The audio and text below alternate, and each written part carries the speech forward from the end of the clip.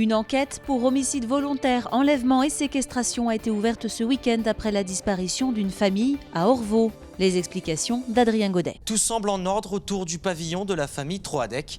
Et pourtant, le couple et ses 2 enfants n'ont pas donné de signe de vie depuis le 17 février. Un silence inhabituel qui pousse une tante de la famille à alerter le commissariat d'Orvault jeudi dernier. C'est l'absence des 2 parents à leur travail depuis plusieurs jours qui incite la police à fouiller la maison le soir même. Personne à l'intérieur, pas de désordre apparent, mais des traces de sang plus ou moins effacées sur un portable et dans d'autres pièces de la maison. Des examens plus poussés révèlent que ce sang appartient bien à au moins un membre de la famille. Les enquêteurs recherchent désormais activement le véhicule du fils alors que toutes les autres voitures de la famille ont été retrouvées. Mais le procureur de Nantes se refuse pour l'heure à toute conclusion hâtive.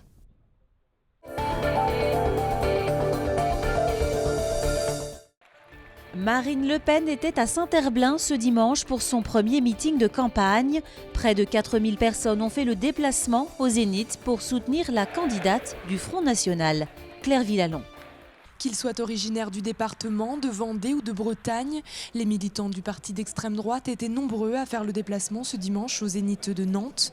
Plus de 4000 personnes présentes pour acclamer Marine Le Pen. C'est une candidate qui représente la France, les Français, les travailleurs français de tous bords et tous ceux qui font vivre la France. Les Français ont besoin d'être protégés aujourd'hui, ils se sentent de plus en plus exposés. Exposés au niveau économique, au niveau sécurité, ils sont exposés, donc ils ont besoin d'être protégés et ce qu'elle propose protège les Français. Marine Le Pen a présenté les grandes lignes de son programme en mettant l'accent sur la sécurité intérieure tout en fustigeant les médias ainsi que les magistrats. Un discours convaincant pour le FN local. Je crois que la dynamique est évidente. La portée du discours qu'elle a tenu aujourd'hui à Nantes établit, s'il en était encore besoin, qu'elle a une stature présidentielle. Ce meeting intervient dans un contexte difficile pour Marine Le Pen avec plusieurs affaires judiciaires en cours concernant des postes d'assistante d'eurodéputés de son parti. L'on sait très bien que ce sont des choses qui sont ravivées, qui sont sorties pour nuire aux personnes qui sont incriminées et à travers elle à la candidate. Elle est habituée à être attaquée, elle a même plus à répondre. Qu'est-ce que vous voulez répondre à ça? Je veux dire, il y a tellement de trucs, après c'est la justice qui suit son cours. 1 heure de discours mais rien sur les dossiers locaux comme Notre-Dame-des-Landes ou STX. Marine Le Pen a tout de même marqué son opposition aux violences qui ont émaillé de la manifestation de samedi à Nantes.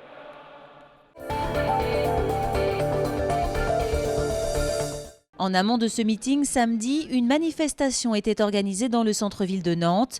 Plus de 3000 personnes sont descendues dans les rues pour dire leur opposition au Front National. Des heurts ont éclaté dès la mi-parcours, des vitrines ont été brisées, 13 gendarmes et CRS ont été blessés. 4 personnes ont été placées en garde à vue. On ignore le nombre de blessés chez les manifestants.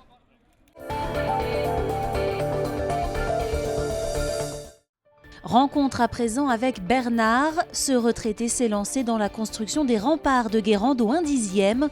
Une maquette géante donc, qu'il bâtit minutieusement dans son jardin depuis déjà 3 ans. Éric Egon l'a rencontré.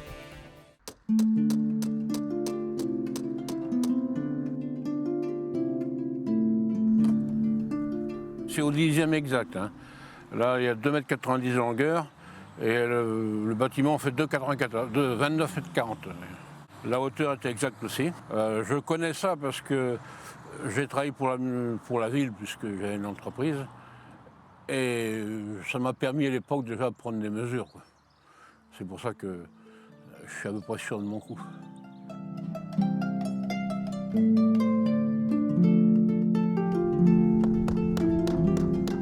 J'ai tout aimé faire des miniatures.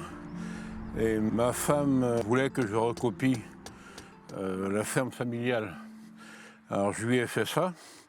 Puis quand je finissais, je lui ai dit après j'attaque les remparts. Mais c'est venu comme ça, comme un défi. Il faut de la patience. Puis il y a des jours où ça ne me dit rien, je ne fais rien. Parce que des emmerdements à faire ça, j'en ai eu ma part. Cette année, je compte finir la périphérie. C'est-à-dire, j'ai 2 portes à faire et les remparts qui vont rassembler ces portes. Je vais vous dire une bêtise. Je vais chez le supermarché du coin, j'achète de la patience au kilo. Il n'y en a pas beaucoup à vendre, mais c'est cher.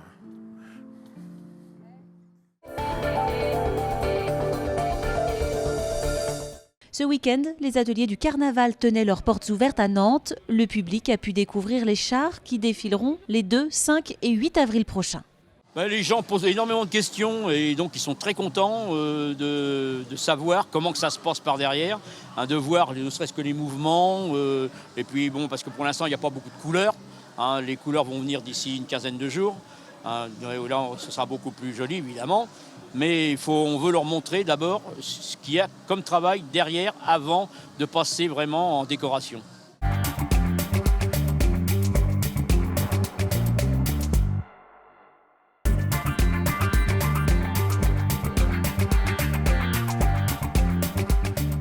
La pollution numérique, ça va se traduire par des matériels qu'on achète, on va dire, régulièrement. Il y a une obsolescence généralisée du matériel au bout de quelques années. On se rend compte que le matériel n'est plus adapté, il ne répond plus à des standards de performance, d'usage.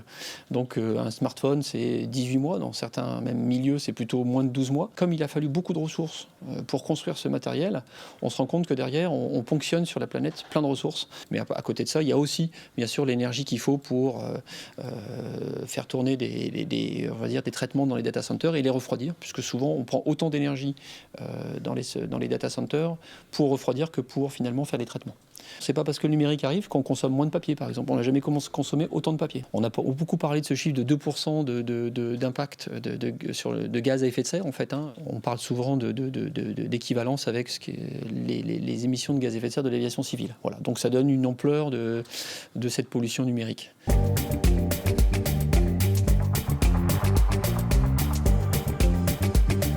En 2030, on estime que le web au sens large, avec le web, l'Internet des objets, consommera autant d'électricité que toute l'humanité en consommant en 2008. C'est très difficile de remettre en question ce déploiement numérique. Maintenant, on peut agir à plusieurs endroits. C'est comment on fait pour prolonger la durée de vie d'un matériel. Il y a des solutions dans le logiciel aussi. Ça veut dire qu'il faut qu'on développe des logiciels moins consommateurs, puisque toute l'intelligence qui est embarquée dans des matériels, c'est du logiciel. Et il y a de plus en plus d'intelligence embarquée dans des matériels de plus en plus restreints, petits, miniaturisés. On essaye de faire en sorte que le développeur soit pas trop perturbé, mais qu'il puisse intégrer cette pratique de mesure, d'analyse complémentaire à ces développements pour avoir un logiciel plus efficient, moins consommateur de ressources, in fine.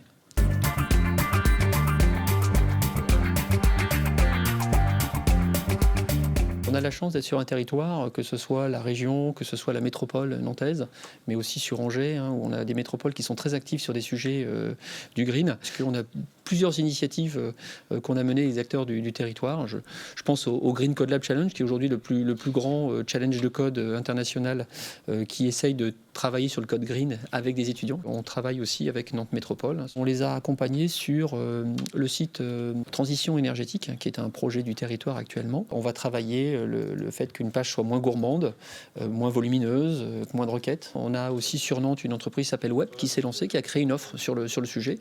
On voit que ça commence à donner des idées à d'autres entreprises, donc ça c'est bien. Ça veut dire qu'il y a un marché, il y a de l'envie, il y a aussi les jeunes générations qui se disent que c'est pas inéluctable, donc le numérique on peut aussi faire quelque chose.